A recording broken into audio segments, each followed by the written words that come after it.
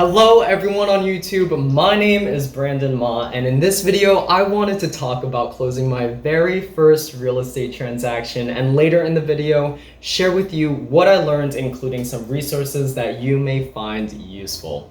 So let's get started, and please help me out by hitting that like and subscribe button. It would help out this channel a lot. So at the end of July, I got my very first real estate client referral. And while I was hoping my first transaction would be helping someone buy or sell a house, this referral was to help a client find a rental property. Now, if you're like me, you know how it drives you crazy when you call a business, leave detailed information about what and why you're calling, and then when you get a call back, someone asks you those same questions all over again. Well, I didn't want to do that to Mr. Client, but feel free to vent about your experiences in the comment section below. Just no profanities, please. So after some new agent nervousness, I called Mr. Client, and after introductions, we reviewed the information he provided on his initial call. That went a very long way in establishing that he was heard, and then with his permission, I moved on to asking him more personal, detailed questions that would help me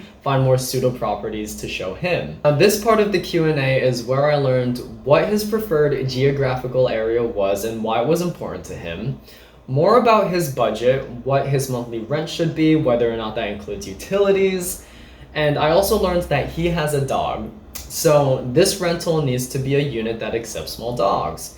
He also told me that AC was a requirement and he preferred to have access to laundry on site. Now, the bottom line here is that having an effective Q&A not only helped me, but it also helped Mr. Client talk more about his needs and how to prioritize them. We had a really productive Q&A, and after ending the call, it was time to find him some properties that would be a good fit. So after contacting my broker, doing some research on the MLS, I couldn't find anything. Now, I know what you're thinking, that's impossible, but keep in mind, the geographical area for Mr. Client fell within reach of 2 different MLS systems, which I only had access to one, and as a new realtor, I'm still learning how to use these systems, and pets significantly reduced the number of potential rental units. There were units out there, they just didn't want pets on them.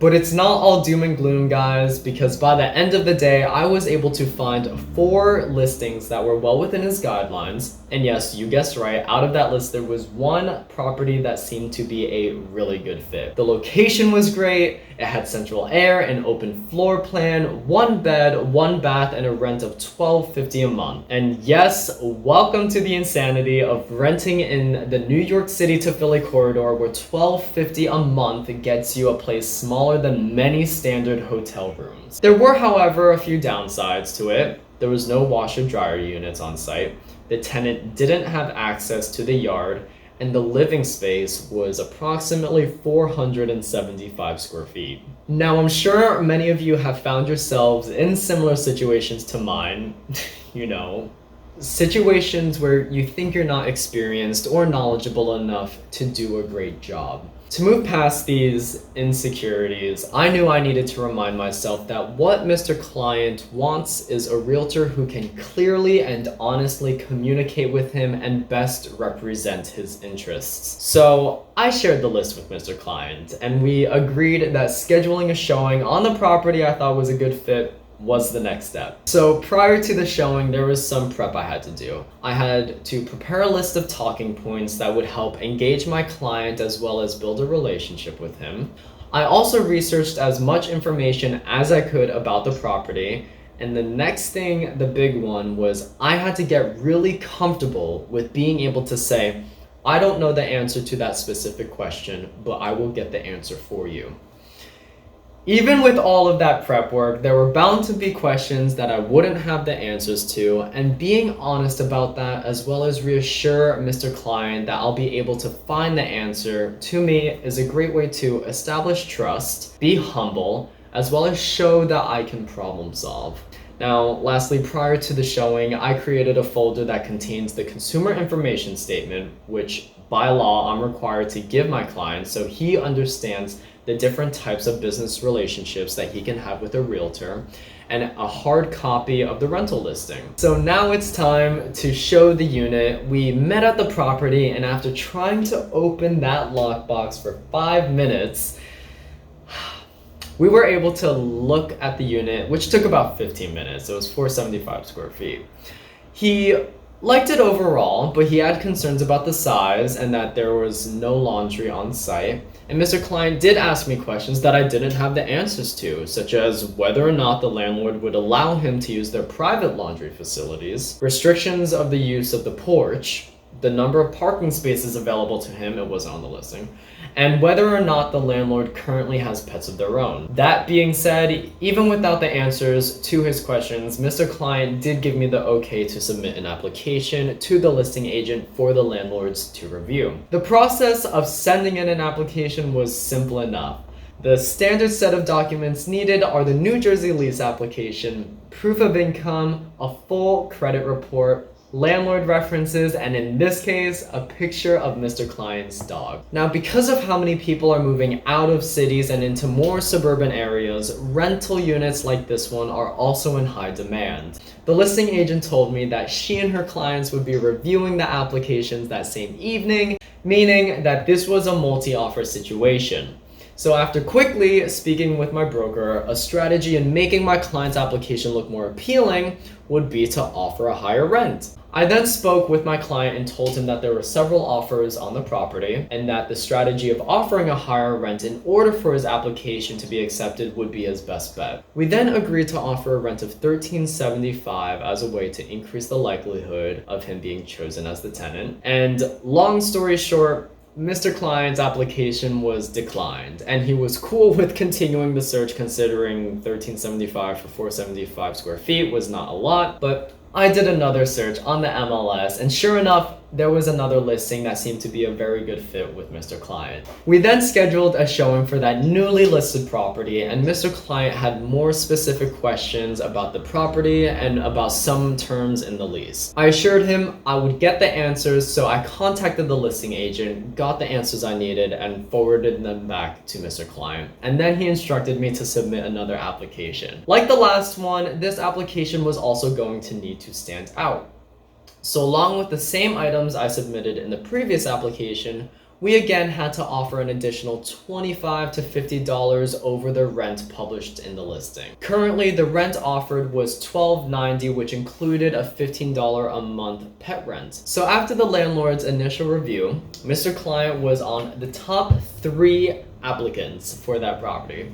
So over the next week, the listing agent and I worked to address the issues the landlord had with my client's application. While my client's credit report showed a stellar payment history, the landlord wanted more clarity about my client's student loan and consumer debt amounts and whether or not the payments on those debt would affect his ability to pay rent. He also wanted to tell me that there was going to be an additional $50 a month utility payment, but that covered water, heat, laundry, as well as some lawn maintenance. This meant that my client only needed to pay $13.40 a month with everything included except electric and cable, which fell well within his budget. And along with this, the landlord offered a window air conditioning unit. This unit was an exceptional deal, and after providing clarification on my client's debt payments, the listing agent told me that the client's application was chosen, and the sooner that my client would like to move in, the better. I was ecstatic. A lease was written up the next day. It was sent to me, along with other legal documents and disclosures. Once the lease was signed and sent back, I needed to send over my client's W-9 and find a day to send over a check for the first month's rent as well as the security deposit. My clients and I met once again at the property with the listing agent for any final questions, clarifications on lease terms, and to see the basement, which was locked during the first showing. After the checks were handed over and some logistic moving questions were answered, I had the chance to tell Mr. Client how grateful I was for trusting me to find him a rental while he transitioned into his new career. And a way of showing how much I appreciated his business, I sketched an artist portrait of his dog with a thank you note attached to the back of it. My plan is to continue cultivating a good and lasting relationship with Mr. Client, so hopefully in the future when he needs a realtor, I'll be foremost in his mind and I will have earned the opportunity to work with him again. Now, in summary, I was able to take a rental referral to a closed deal in 3 weeks. And while commission on this transaction was admittedly small, the experience was invaluable and I believe was a great way to get my feet wet in this seemingly complex industry. It also drove home why I wanted to become a realtor. I am a very service-oriented individual and I enjoy collaborative problem solving founded on good communication. And currently, the rental market in the New York City to Philly corridor is experiencing low inventory and high demand. So it was a challenge to find Mr. Client a rental unit that was within his price range in an ideal location for work and personal life that had decent amounts of space and accommodations for his pup. But I'm sure you'd agree with me that patience and perseverance is how problems get solved. I'm very happy with how this transaction went, and so was my client. So specifically, what did I learn from this rental transaction? I first learned that it is important to do a thorough needs versus wants assessment with the client and to not be shy prioritizing that list. Another thing I learned is it's important to do a thorough client pre-qualification review. That may include things like securing a recent credit report, rental history, previous landlord references, as well as proof of employment. It makes no sense to show a client with a 560 FICO score a unit where the landlord specifically states excellent credit required. Federal law allows you to get a free copy of your credit report every 12 months from each of the 3 credit reporting agencies. Now, don't be fooled by sites offering free credit reports since most of them are scams and just data mining you. The federal government has explicitly authorized only one website for this purpose, and I provided the link to that site in the description below. Another thing that I had to realize was that forms and contracts can intimidate lots of people. It intimidates me. The lawyer language in some of these documents is sometimes hard to read, but it's important to understand that the client's comfort level with these documents is important and being able to patiently take them through each one of them. So another thing that I learned was that rental units can also go into bidding wars. While it's not so you offer a rent and then the listing agent gives you a counter offer, but more so you offer a higher rent as a strategy of your application being accepted versus other applicants. And lastly, no pets doesn't always mean no pets. Now, according to the guidelines from the Department of Housing and Urban Development, HUD, assistance animals don't count as pets because they work to provide services, tasks, or assistance to make life easier for people with disabilities. Yup, there are real federal guidelines to help navigate these sometimes tricky situations. HUD has issued an assistance animal notice to clarify the terms and legal allowances for emotional support animals. It guides both landlords and tenants by getting into the finer detail of common questions regarding what is and isn't legal. I put the links to the HUD policies in the description area below as well. And lastly, I didn't realize this, but the landlord is simply the custodian of an escrow account, and the tenant is the beneficiary. The tenant provides an IRS W-9 form to the landlord so the landlord can report the yearly interest the tenant earns on that security deposit held in the landlord's escrow account. Not every state requires an escrow account, but some municipalities require the accounts even when the states do not.